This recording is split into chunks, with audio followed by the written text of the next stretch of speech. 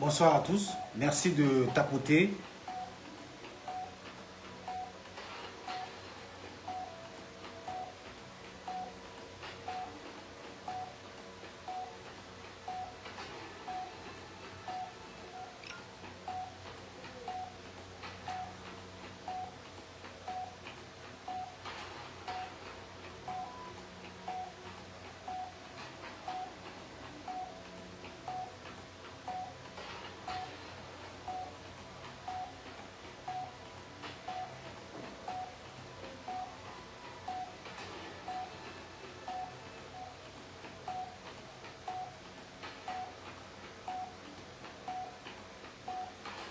Tapotez s'il vous plaît.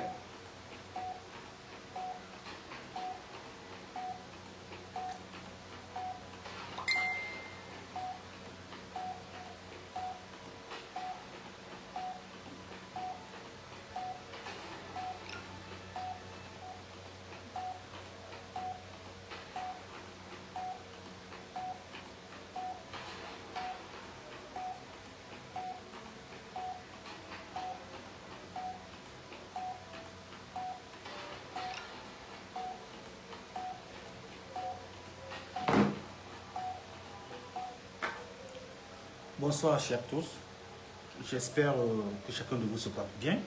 Ça fait un moment que nous n'avons pas fait de live sur Facebook, voilà, parce qu'on était beaucoup occupés ailleurs. Ça aussi, vous le saviez parce que nous sommes restés actifs, déjà très actifs sur cette même page. Alors, nous allons commencer ce live avec l'actualité au Mali. Comme nous l'avons dit depuis le 25 avril 2026, le début des attaques que le Mali a subi, ce qui vraiment est dommage, le ministre de la Défense est parti, voilà, est tombé au cours de cette attaque-là, ce qui a mis à nu je vais dire quoi, cette soi-disant sécurité ou force de l'AES. Toute cette souveraineté que ces putschistes-là ont vendue au peuple. Voilà. Beaucoup ont découvert la face de ces putschistes. Désolé, j'ai des notifications qui arrivent. Voilà. Donc, ce qui n'est pas du tout simple, ou du moins ce n'a pas été du tout simple, c'est que après cela, on a constaté beaucoup de choses et nous allons vous détailler cela. Vous voyez, lorsque Assimi Goïta est sorti de son trou de rat, désolé du terme, il a fait son discours, mais il y avait des messages cachés en bas de ses discours. Le lendemain, il y a une chasse à des étrangers et à des personnes qui ont la peau blanche, c'est-à-dire des Peuls, des Touaregs et des Arabes, ont été pris en chasse dans la pleine ville de Bamako. Qu'est-ce que le régime a fait? Qu'est-ce qu'ils ont fait? Rien du tout. Ils ont laissé faire. J'ai posé la question à un officier qui m'a fait savoir que c'était des activistes pro-jeunes qui appellent à la haine et autres. Je suis peut-être d'accord. Je lui ai posé la question à savoir, est-ce que ces personnes ne sont pas manipulées ou du moins ils n'ont pas le soutien de certaines autorités? Il m'a dit que lui, pour ça, il ne peut pas répondre parce qu'il n'a pas les preuves. Je vais vous expliquer un peu, peut-être quelque chose vous allez comprendre. Vous vous rappelez, lors des élections en Côte d'Ivoire, en octobre 2025, bien avant ça, les propagandistes de l'AES avaient commencé, précisément ceux du Burkina Faso, parce que le Mali et le Niger, ils sont abstenus. Voilà. Ils ont commencé à lancer des fake news un peu partout sur les réseaux sociaux. Et c'était Ivoiriens qui se sont mis dedans. Lorsque le procureur a fait une note, rapidement ils sont passés à l'action. Ils ont appréhendé Ils ont appréhendé 2 ou 3 personnes qu'ils ont foutues en prison. Et ça a calmé tout le reste. Tous ceux qui voulaient aller dans ce sens se sont calmés. C'est ça, on dit, l'État ou les autorités ont pris leurs responsabilités. Sinon, c'est trop facile. Le procureur fait un communiqué pour dire non, ceux qui vont appeler à la haine ou à s'en prendre aux gens, on va sévir. C'est juste un communiqué, il n'y a pas d'action. Alors qu'on ne veut pas me dire que non, les autorités ne sont pas derrière ça. Ce qui se passe au Burkina, c'est ce que les Maliens sont en train de copier. Qu'est-ce que les Maliens sont en train de copier? C'est-à-dire, les autorités vont souffler quelque chose dans les oreilles des activistes, les pro-activistes, et eux, à leur tour, ils vont mettre en application sur les réseaux sociaux. Bien avant le début des enquêtes du procureur militaire, les soi-disant coupables, ou du moins complices de ces attaques-là, étaient déjà bel et bien connus sur les réseaux sociaux. Et c'est le contraire qui allait peut-être nous choquer. Qu'on dise non, que c'est Assimi même qui a fait le truc. Non. Les propagandistes du Burkina avaient déjà indexé quelqu'un qui était proche du feu général Sadio Kamara. Et que c'était lui qui l'avait trahi. Et qui l'avait donné. On est tous d'accord. Sans même que le procureur militaire ne dise quoi que ce soit. Et ils avaient déjà trouvé. Ce qui se passe chez eux au Burkina, ils ne voient pas cela. Tous les jours, le Burkina est attaqué. Tous les jours. Il n'y a pas une semaine où vraiment il n'y a pas d'attaque. Non. Nous sommes toujours attaqués. Mais ces gars qui arrivent à voir les complices, ou du moins des auteurs des crimes dans d'autres pays, ils ne voient même pas ce qui se passe chez eux. Comment vous pouvez expliquer cela? J'avais déjà désigné ceux qui devaient tomber. Et le peuple malien a applaudi. Les activistes ont lancé les rumeurs sur les réseaux sociaux. Et le gouvernement sort maintenant, il appuie dessus. Parce qu'il prépare déjà l'esprit du peuple. Ça, c'est le rôle des activistes. C'est ce qui se passe chez nous. À un moment donné, vous avez vu que nous, on jetait des gens en pâture. 2-3 jours seulement, on apprend que la personne était enlevée. On est vraiment comme ça, on dit bon, ok, lui, il faut tester, voir. On sort des trucs sur lui, et la personne, et dès que, voilà, le peuple est d'accord, on voit les likes, parce que ça se mesure, c'est sur les likes, les commentaires, on voit est-ce que le peuple est d'accord. Si le peuple est d'accord, on va prendre la personne. Personne ne parle. C'est ce qui est en train de se passer au Mali. Ils sont sortis. Le lendemain du discours d'Assimi Goïta, ils ont fait la chasse. Plus d'une trentaine de personnes, on a vu des corps. On n'est pas fiers de penser cela, mais il faut que le peuple, en fait, il faut que le monde entier sache ce qui se passe. Vous avez été déshabillés par des gamins, par des adolescents. Dans votre propre pays. Des personnes peut-être qui sont innocentes. D'autres même soutenaient le régime. Parce que nous-mêmes, je vois souvent des réactions en privé, des peuples qui portent les noms de famille Diallo, Barry, qui viennent m'attaquer, qui viennent m'insulter, qui viennent me traiter de tous les noms. Un Barry, un Diallo qui se retrouve là-bas et on le prend en chasse. Parce que juste il est de cette communauté.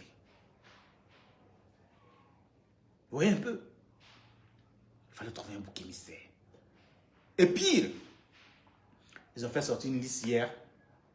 Lorsque j'ai reçu la liste, il y a un nom qui a attiré mon attention, du capitaine Seba Diarra. Un homme qui avait été accusé à plusieurs reprises. Il était en prison. C'est que Assimi Goïta prend le pouvoir. Assimi Goïta prend le pouvoir, il libère cet élément. Et c'est lui encore qui est accusé, comme quoi il est complice des terroristes qui sont venus attaquer.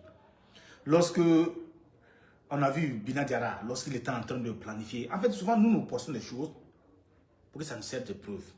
Lorsqu'on parle maintenant, vous voyez que non, on a parlé de ça. Est-ce que lorsque Bina Diarra planifiait l'attaque, est-ce que vous avez vu ces gens-là avec eux? Ils n'étaient pas là-bas. Ils n'étaient pas là-bas. En fait, ils n'étaient pas présents. Ces gars-là ont planifié l'attaque. Et ils sont sortis, ils ont revendiqué l'attaque. On s'en prend aussi au docteur Oumar Mariko. Lorsque j'ai vu qu'il allait voir les terroristes et qu'il a négocié, ce qu'il ne devait pas faire parce que nos gars de Burkina là vont se lever, trafiquer des choses contre ce monsieur-là. Ça, je voyais ça depuis. Et Dieu m'est témoin. La veille de l'attaque, lorsque j'ai vu que le procureur avait lancé un mandat contre Oumar Mariko, je me suis dit, si le génie frappe ces 2 jours-là, le monsieur là, il est mort. Le monsieur là, il est mort. Et voilà. Et voilà ce qui se passe. S'il savait, si Oumar Mariko savait que non, le régime allait frapper, il n'allait pas aller négocier avec eux. Ça, il se sûr de ça. S'il savait que le régime allait frapper dans les jours à venir, il n'allait pas négocier. Parce que de ce que j'ai appris, de mes sources, les gars, ils ont fait le plan.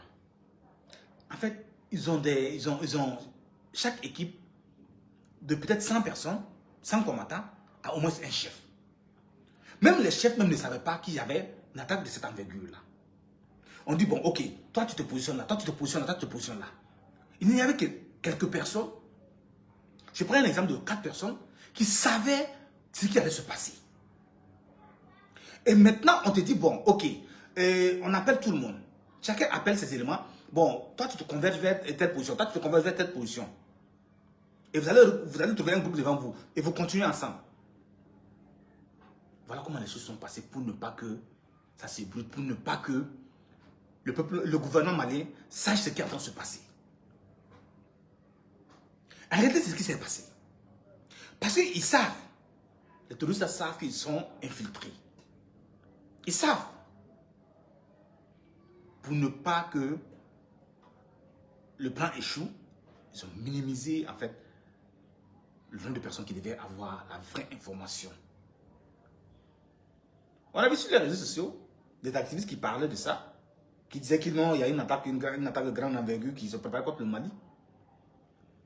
Sadio Camara, c'est pas une vulgaire, je vais dire quoi, une personne comme ça.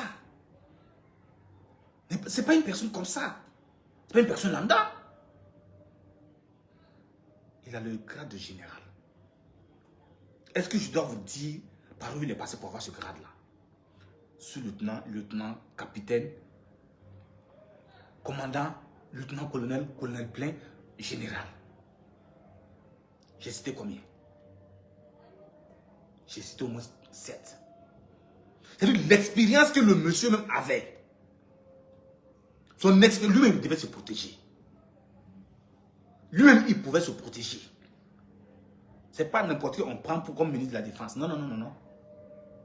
Non, non, non. C'est pas n'importe qui. Allez-y regarder son parcours. Allez-y regarder son parcours. Ils ont toujours sous-estimé ces gens-là. Ils sont toujours dit que, ah, ceux-là, non, ils ne peuvent rien faire du tout.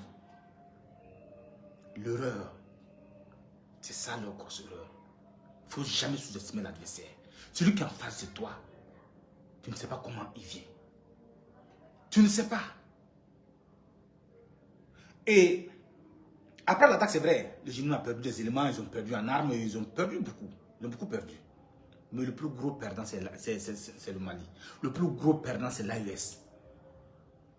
Parce qu'il a mis le cœur dehors.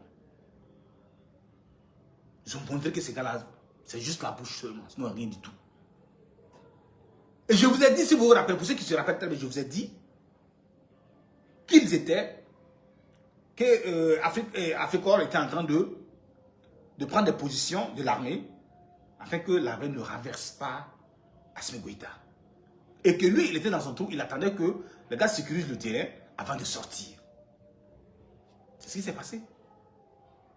La veille, l'attaque de l'aéroport, c'est Africa qui était en face. Ils ont confirmé qu'ils ont réussi à, comment on appelle ça, à mettre en déroute ceux qui voulaient ramasser Assimi Goïta. Ils ont mis en échec tentative de coup d'État. Ce qui est vrai. Et c'est ce que je vous avais dit aussi.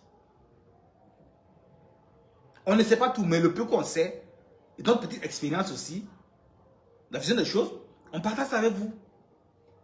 Et le reste, maintenant, on vous demande d'aller réfléchir. On vous demande aussi d'aller réfléchir. Omar Mariko est victime parce que le régime d'Assimi Goïta est en train de chercher des boucs émissaires. Et comme tous les autres, ils étaient déjà morts en fait. Ils étaient déjà morts. On a vu lors de la mutinerie 2011 au Burkina, vous vous rappelez, pour ceux qui se rappellent, quelqu'un qui n'avait rien à voir avec ça, qui n'était même pas du tout sorti. Mais on les a radiés. On les a radiés. C'est pas moi qui vais vous expliquer comment ça se passe. Il fallait forcément trouver des boucs émissaires. Et lorsque Assimi Goïta a dit, et je vous avais dit même que non, ils étaient en train d'arrêter les gens. Lorsque Assimi Goïta a dit qu'il y a des ennemis externes et internes, ça veut dire qu'ils allaient forcément trouver quelqu'un pour accuser. Pour dire que ce n'est pas lui sa faute. Parce que les gens l'ont trahi. Parce qu'il y a des apatrides parmi eux. Qu'est-ce que toi tu fais pour ne pas qu'on te trahisse? Qu'est-ce que tu fais? Rien du tout. Rien du tout. Je vous dis qu'il faut prier pour le Mali. Priez pour le Mali parce que c'est dans quoi ils sont tombés là. C'est grave. C'est beaucoup grave. Priez pour les Maliens. Ils ont décidé de se lancer dans la propagande brute. Comme ce que les Burkinabés font. C'est ce qu'ils ont décidé de faire. Et avec l'appui de certaines personnes. Donc je vais me taire de prononcer leur nom ici. Parce que ma page est tellement noble. Cette page est tellement sainte que je ne veux pas prononcer leur nom ici.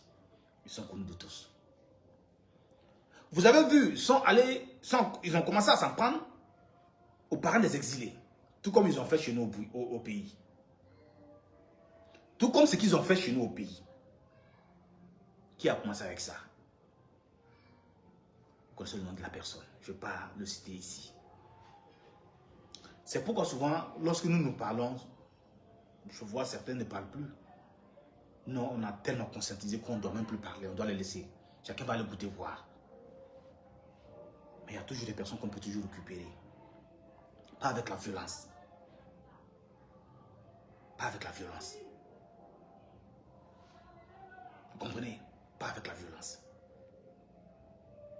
Le Mali est en train de se faire avoir.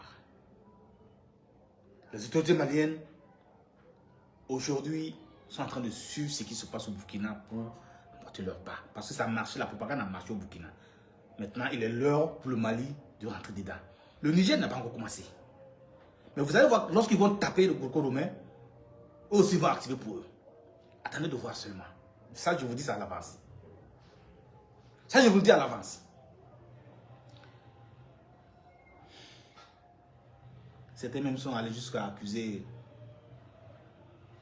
le chef de renseignement qui aussi a disparu des radars depuis l'attaque.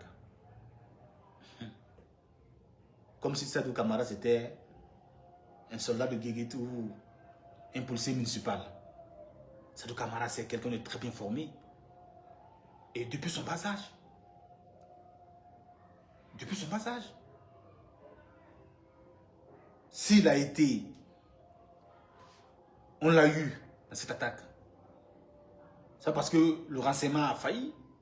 Ils ont tous failli. Et tous. Parce que là où ils sont là, ce n'est pas leur place. Ce n'est pas leur place.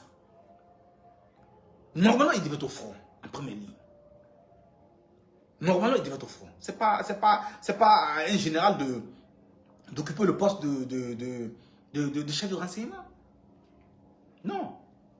On confie ça peut-être à un commandant ou peut-être à un jeune. Mais, comme vous le savez, ces gens sont tellement cupides, tout est l'argent. Et c'est vraiment dommage pour lui et pour sa famille aussi. La peur a changé de camp. Comme je vous l'ai dit, il a plu à Bamako et c'est Ouagadougou qui est mouillé. Ils ont commencé avec leur opération Bibiga ou c'est Wipko, de la main on ne sait même plus, en train de fouiller un peu partout.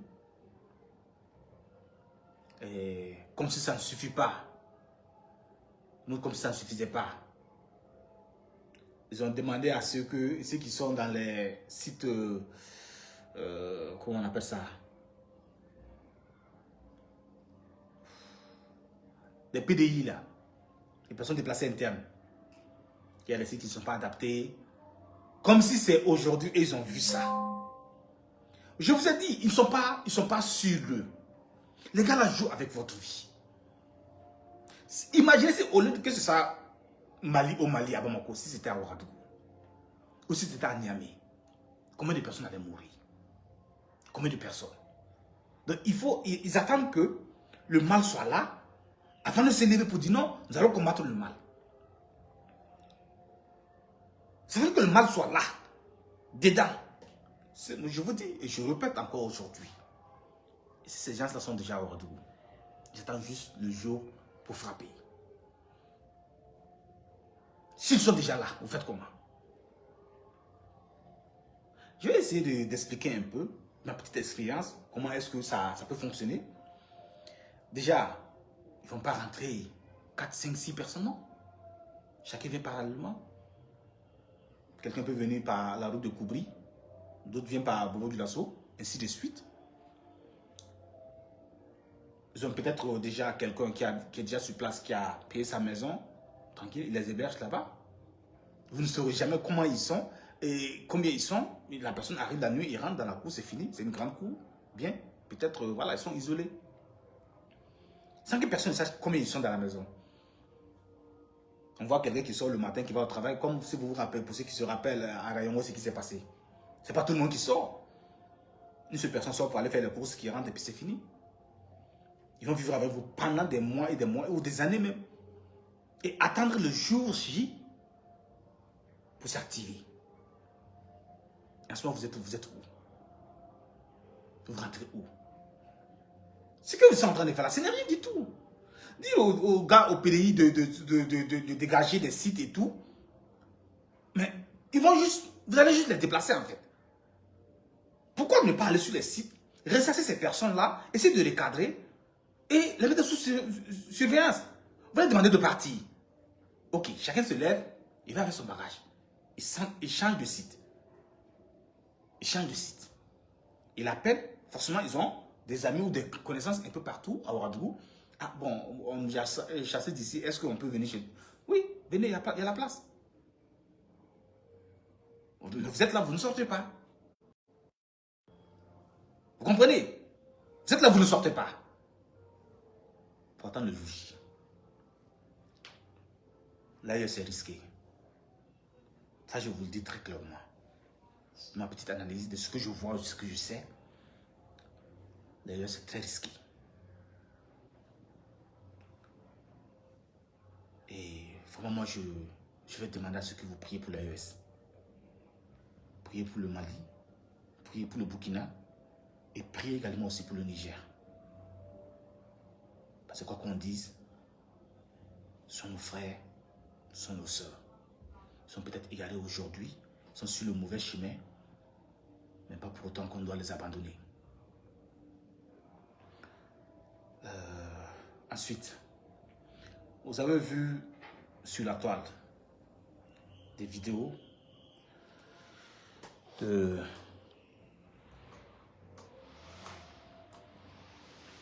Wahia qui ont été des soutiens des putschistes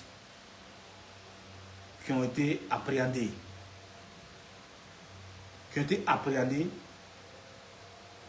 des combattants de groupe armé terroriste. Ils ont fait passer leurs vidéos, ou du moins leurs audios. Ce sont des personnes qui appelaient à s'en prendre à une communauté. Ce qui n'est pas bien.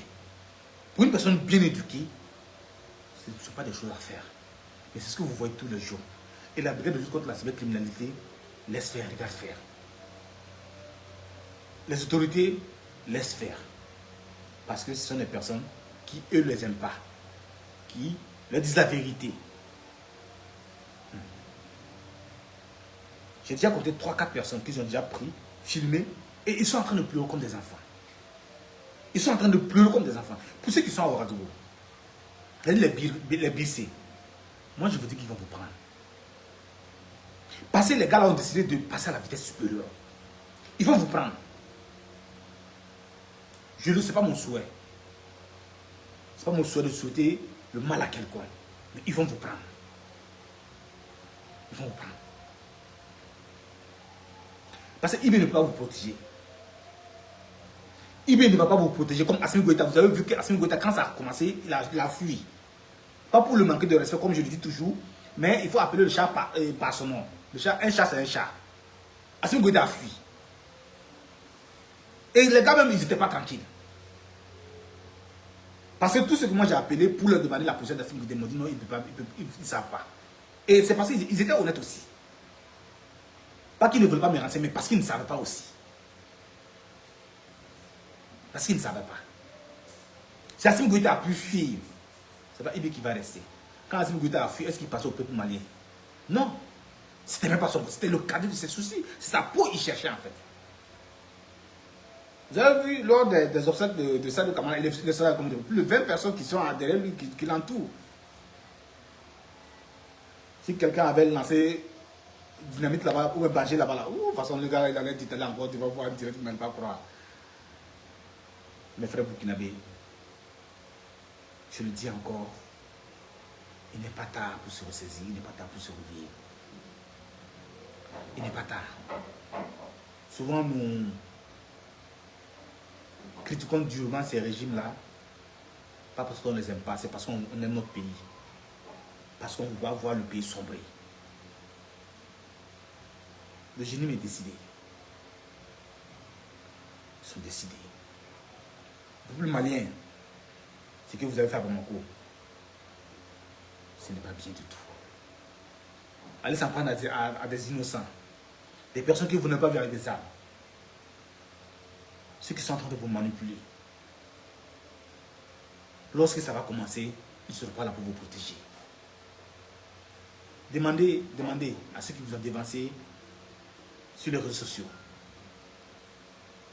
Le jour que tu tombes là, tu tombes seul. Le jour que tu tombes seul. Vous avez vu la vidéo du vieux là, des gaillards là qui étaient en train de pleurer. Est-ce qu'il va même travailler là-bas? Il va jamais aller pour leur défendre ou du moins parler pour qu'on les libère. Jamais. Même les soldats qu'il a envoyés à Foutouli et autres là. Est-ce que vous avez vu, ils ont ouvert le terrain pour les libérer? Non, ils s'en foutent. Ce n'est pas le problème. Ce n'est pas le problème. Si vous êtes encore consciencieux, réveillez-vous. Réveillez-vous. Démarquez-vous de ce régime-là. La propagande que les Maliens ont commencé là, ça va les laisser. Ça va les laisser. Moi je vous dis ça, hein, écrivez ça, ça va les laisser. Parce que seule la vérité triomphe. Assimi Goïta a échoué lamentablement. C'est pourquoi les terroristes sont allés jusqu'à frapper à Bamako 2 fois. Ce n'est pas une fois, 2 fois. La première fois c'était l'aéroport puis l'école de la gendarmerie. Vous n'avez pas tiré le son. On revient encore vous frapper. C'est un pauvre docteur qui allait négocier pour qu'on puisse libérer des citoyens. Vous en prenez à ce pauvre docteur-là. Il y a quoi lui? Et j'écoutais une vidéo d'une vieille qui était en train de maudire ce docteur-là, comme quoi il est leur ennemi. Ma chère maman, je le dis toujours, les femmes sont nos mamans. Et malédiction, ça n'ira nulle part. Parce que cet homme-là, il a un cœur blanc. À l'écouter, à le regarder parler, on sait qu'il a un cœur blanc. Il n'a pas fait ça s'il savait que non, le génie allait frapper. Si on dit que des chefs combattants n'avaient pas le programme, lui en tant que simple citoyen, vous pensez que non, il n'est pas bête, il n'allait pas réfléchir pour se dire non, ah, bon, comme il veut frapper, est-ce que si je vais là-bas, est-ce que ça ne va pas me créer des problèmes? Il allait réfléchir à cela. Il s'est dit non. Non. Lui-même, il a été surpris. Lui-même, il a été surpris. Lui-même, il a été surpris. Comme beaucoup de chefs terroristes. Certains même ont appris le jour, là, vers 5 heures. C'est là qu'ils ont su qu'ils avaient une mission sur Bamako, Kati et autres. Ils ne savaient même pas. Pour eux, c'était des petites attaques, voilà, des petits coins pour aller frapper des petits coins et tout, et tout, et tout. Mais on vous dit non, prenez la route, vous prenez cette direction et vous avancez jusqu'à ce point. Vous aussi, vous prenez cette direction, vous avancez jusqu'à ce point. Et voilà comment les choses sont passées. Parce qu'ils arrivent à frapper. Et au lieu de se remettre en cause, non, pas de... C'est juste, il faut chercher des boucs émissaires, il faut jeter des gens en pâture comme ce que le Burkina fait. Et on laisse ces gens-là et voilà. Le peuple est content, le peuple est satisfait. Est-ce que c'est ce qui va ramener Sadio Camara en vie? Assimi Goïta, si tu es malin, demande pardon au Maliens. Et il faut sauver ta peau. Si tu es malin, demande pardon aux Maliens. Parce que vous êtes en train de jeter en pâture aujourd'hui. Ce sont eux peut-être qui vont plaider demain pour vous. Je vois des activistes, des exilés qui sont victimes d'intimidation. C'est dommage, mais nous on est passé par là. Et ça continue toujours. Ça continue toujours. Peut-être mon prochain direct, je vais parler d'un sujet très important. Pour terminer ce live, j'aimerais attirer l'attention de tout un chacun par rapport à notre combat. Nous ne combattons pas pour quelqu'un. Nous parlons pour notre nation. On parle parce qu'on aime le Burkina Faso. Alors, récemment, j'ai fait des publications et certains sont venus me demander de supprimer la publication parce que ça va plus leur créer des problèmes et tout. Alors qu'ils ne sont pas ceux-là même qui m'ont donné l'information et tout. Je travaille avec des éléments qui sont sur le terrain. Si l'information n'est pas avérée, là je peux comprendre. Mais l'information est vraie, mais parce que vous ne voulez pas avoir de problème avec ces gens-là, vous venez moi me demander de supprimer une publication. S'il vous plaît, pour l'amour de Dieu. De toute façon, vous me connaissez respectueux. Lorsque vous m'écrivez, je réponds. Je réponds à tout le monde.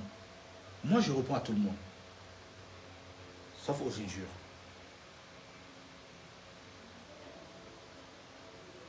Gardez-moi comme ça. Évitez de venir me demander de supprimer une publication parce que vous, ça vous expose ou du moins ça peut vous créer des problèmes. Nous qui faisons des publications, est-ce que vous savez ce que nous subissons? Nous, on ne le fait pas parce que vous nous avez demandé de le faire. On ne le fait pas parce que vous nous payez pour le faire. On le fait parce que le peuple doit savoir ce qui se passe. On le fait parce qu'on trouve que c'est injuste. Certaines familles, certains même, leurs proches ont été allés depuis des mois et des mois, ils n'ont pas de leurs nouvelles. Mais ils refusent de parler. On vient leur dire non, si vous parlez aux activistes, si on voit ça sur les réseaux sociaux, on ne va plus les lâcher. Et ces personnes viennent nous mettre la pression. Ne venez pas sur moi, hein. Allez-y sur les autres. Parce que pour moi, à un moment donné, je n'écoute pas quelqu'un. Voilà, je n'écoute pas. Je suis gamé, c'est ce que je veux faire, c'est ce que je veux faire. Ce n'est pas des intimidations. Non, je vais t'envoyer convocation. Il faut m'envoyer dans l'au-delà. Pas convocation, hein. Devant la justice, devant le juge, c'est petit. Il faut m'envoyer dans l'au-delà. Voilà. Comme c'est toi qui m'as donné le souffle de vie, c'est toi qui dois me donner les directives, c'est toi qui dois me faire ci, faire ça, là. Moi, je ne suis pas dans ça. Voilà. Si je dois supprimer des publications, je ne vais plus poster quoi que ce soit. Parce que de toute façon, vous venez lire pour les autres et puis vous êtes... Souvent, vous êtes content parce que voilà, on a dénoncé ça. C'est comme ça aussi que vous devez supporter aussi. Lorsque pour vous, là, ça sort. C'est comme ça. Parce qu'on doit se prendre pour les autres là. Vous allez dire quoi? Rien du tout. Rien du tout. Pourquoi on a mis cette veille citoyenne là en place? Pour pouvoir donner plus de visibilité à la chose. C'est pour que chacun puisse donner, apporter sa contribution à la lutte. Tout est mis en place. Tout est mis en place pour que ça soit bien fait.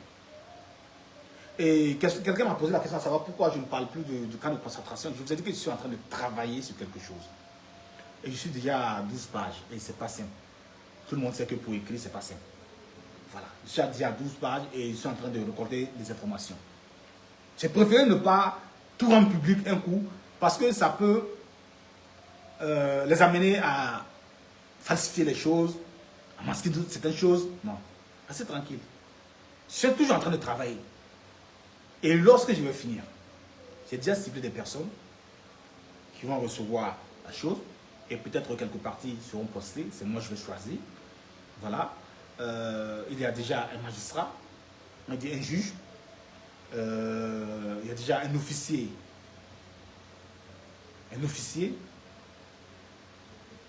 qui aussi va recevoir la chose. Il y a un homme politique qui va recevoir la chose. Il y a un journaliste qui va recevoir la chose. Et pour l'instant, j'ai vu 4 personnes. Que moi, je pense qu'il mérite de poursuivre avec ces personnes-là, les noms qui seront cités dedans. Voilà. Donc personne, aucun autre humain sur cette terre ne peut avoir cette liste, la liste des 4 personnes. Même les 4 personnes, même, aucun même ne saura que non, son camarade qui a reçu. C'est comme ça que j'ai décidé de fonctionner. Donc vous m'excusez si je ne parle plus trop de ça parce que j'avais le devoir de vous dire où se trouvaient vos proches. Vous savez maintenant où ils se trouvent. Donc faites pour vous maintenant, c'est comme je vous ai dit. Voilà, faites pour vous et permettez-moi de continuer à travailler en silence et comme je peux aussi. C'était un peu ma contribution d'aujourd'hui. Je dis merci à toutes ces personnes. Il était près de 400 personnes ce soir. Je sais que ce n'est pas facile souvent de nous regarder, de nous suivre. Surtout avec tout ce qui se passe. Mais rassurez-vous que même les autorités nous suivent. Rassurez-vous. Voilà. Rassurez-vous que même eux, ils nous suivent. Et quand on finit direct comme ça nos publications, lorsqu'ils passent en briefing seulement, c'est pour dire à Oumar Adib, mais qu'est-ce qu'il voulait dire par là? Ah, il avait ce regard-là. Est-ce que ce mot-là, est-ce que c'est pas... C'est ce qu'ils font. Voilà, c'est ce qu'ils font. Chaque jour, c'est ce qu'ils font. Quand ils passent en briefing seulement, le matin, c'est quand non, ils vont prendre nos publications de la veille et puis ils vont mettre sur les tableaux maintenant pour essayer de déchiffrer. Nous, on est au courant de quelque chose. Les gens qu'on va venir les taper, nous, on va peut-être dire des choses et puis bon, eux vont... Ça ne va pas venir de nous. Mais c'est entre vous, vous allez vous taper dedans. Donc, c'était un peu ce que j'avais à vous dire. On se donne rendez-vous peut-être à demain, ou peut-être lundi carrément. J'ai reçu un message et je veux le partager avec vous. Donc, je vous donne rendez-vous sur le prochain live. Ne manquez pas ce live parce que c'est très important. Il y a une révélation que je vais faire. Ouais. Ça sera vraiment fort. Allez, que Dieu vous bénisse. Que Dieu bénisse le Burkina Faso, que Dieu bénisse le Mali. Sans Assimi Goïta, que Dieu bénisse le Burkina Faso sans Ibrahim Traoré. Que Dieu bénisse le Niger sans Tiani.